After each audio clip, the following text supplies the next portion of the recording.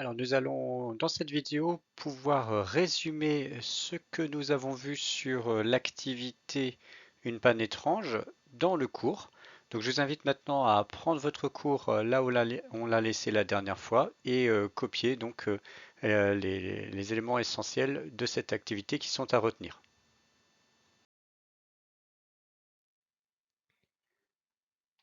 Alors, notez donc à la suite du cours Activité Une panne étrange, on va résumer tout ce qu'il y a à retenir ici. Bien entendu, si je vais trop vite, n'hésitez pas à mettre la vidéo en pause. Donc, partie petit 1, la puissance électrique. Et en fait, ici, on va voir la relation entre puissance, tension et intensité. Alors, pour la plupart des appareils, la puissance peut être calculée à l'aide de la relation P égale U fois I. C'est la relation qu'on a vue dans cette activité. Alors, la puissance, elle doit être en watts, on l'a déjà rencontré précédemment. La tension aux bornes de l'appareil doit être en volts et l'intensité du courant I qui traverse l'appareil doit être en ampères. Alors petite remarque, pour les appareils domestiques, c'est-à-dire les appareils qui sont branchés sur les prises domestiques à la maison, eh bien toutes les tensions de ces prises domestiques sont égales à 230 volts. On appelle ça la tension du secteur. Donc ici, les appareils branchés sur les prises domestiques sont alimentés par la tension du secteur qui est égale à 230 volts. Donc si vous avez un exercice où il faut calculer par exemple la puissance d'un appareil, vous avez l'intensité du courant, mais vous n'avez pas la tension d'alimentation de l'appareil, ben, si vous voyez que c'est un appareil qui est relié à une prise domestique, vous pouvez prendre cette valeur de 230 volts. Elle ne sera pas toujours précisée pour les exercices. Alors, des puissances, si on s'intéresse à quelques ordres de grandeur de puissance, on peut d'abord les lire sur les appareils. Hein. Si vous regardez l'appareil, vous allez avoir l'indication de puissance indiquée. Et voici quelques ordres de grandeur. Donc, par exemple, pour un téléviseur, une puissance de 150 watts, un réfrigérateur 200 watts, fer à repasser 800 watts, lave-linge 2200 watts, lave-vaisselle 2500 watts, diode de mise en veille 1 watt. Alors évidemment, plus la puissance d'un appareil est importante, plus cet appareil va consommer d'énergie pendant un temps donné. Et on voit que pour le même temps, finalement, les appareils qui vont consommer le plus, ça va être par exemple fer à repasser, lave-linge, lave-vaisselle. Alors pourquoi ces appareils-là consomment plus? Pourquoi leur puissance est plus élevée? Eh bien, ce sont des appareils qui possèdent une résistance électrique.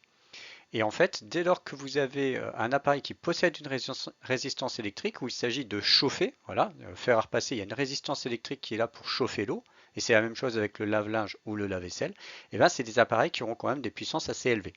Et donc ce sont des appareils qui vont consommer davantage au niveau de l'habitation. Voilà, alors on a terminé avec le petit 1, donc il faut bien retenir cette formule. On va voir juste après en fait un petit exercice d'application. Partie suivante de ce cours, petit 2, rôle des coupes-circuits. Alors qu'est-ce que c'est un coupe-circuit? Eh bien, c'est ce qu'on a rencontré dans cette activité. Vous avez comme coupe-circuit, comme exemple, les fusibles ou les disjoncteurs.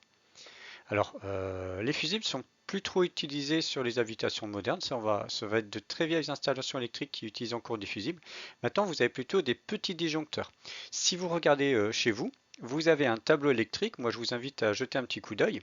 Et au niveau de ce tableau électrique, vous avez en fait plein de petits disjoncteurs qui sont là en fait, qui vont se déclencher dès lors que l'intensité du courant qui traverse la ligne est supérieure à l'intensité qui est prévue pour ce disjoncteur. Alors, à quoi ils servent? Eh bien, on l'a vu, ça va servir à protéger les installations des surintensités. Si on branche trop d'appareils en même temps sur une prise, eh bien, chaque appareil a besoin d'une certaine intensité de courant, et donc ces intensités s'ajoutent, ce qui fait que sur la ligne, il peut y avoir une intensité très élevée. Et ça, s'il y a une intensité très élevée, eh bien, le câble peut chauffer, et par conséquent, en chauffant, ça peut provoquer un incendie. Donc ce sont des fusibles et disjoncteurs, en fait, ce sont des dispositifs de protection, de sécurité. Alors, on va faire un petit exercice. Voici un lave-vaisselle qui est branché sur une prise de courant. Et cette prise de courant, elle est protégée au niveau de la ligne ici, elle est protégée par un fusible de 10 ampères. La question est-ce que le fusible du lave-vaisselle va sauter? Alors je vous encourage à mettre en pause, à essayer de faire l'exercice par vous-même et seulement après de regarder la correction que je vais faire dans un instant. Alors correction. Donc pour pouvoir résoudre cet exercice, on va bien entendu utiliser la relation qu'on vient de voir, P égale U fois I. Alors à noter que cette relation, vous pouvez la mettre dans un triangle comme on a maintenant l'habitude de le faire. Vous pouvez l'écrire comme ceci. P égale U fois I. Ici, nous allons chercher à savoir si on doit essayer de trouver si le fusible va sauter ou pas.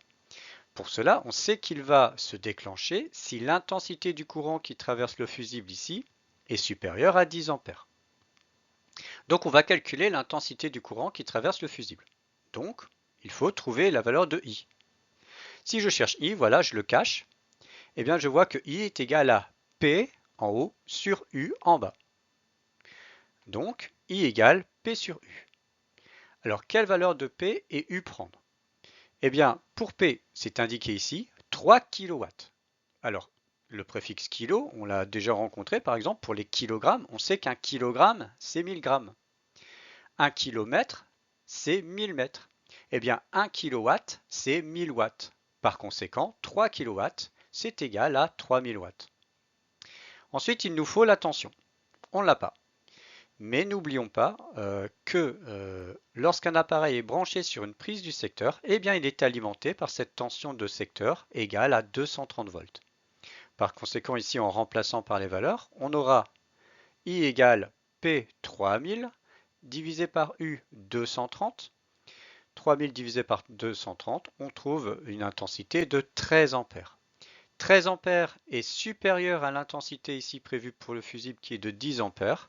Donc le fusible va se déclencher. Donc a priori, en fait, cette ligne n'est pas adaptée pour un lave-vaisselle. Donc là, il faudrait faire des travaux et installer une ligne qui, on va dire, peut supporter des intensités supérieures, changer de fusible ou de disjoncteur si le câble électrique ici le permet, s'il a un diamètre suffisamment élevé. Voilà pour cet exercice. Cette relation est à bien connaître et bien entendu avec d'autres exercices vous pourrez vous entraîner sur ces notions. Voilà, je vous souhaite à tous bon travail, bon courage et à bientôt.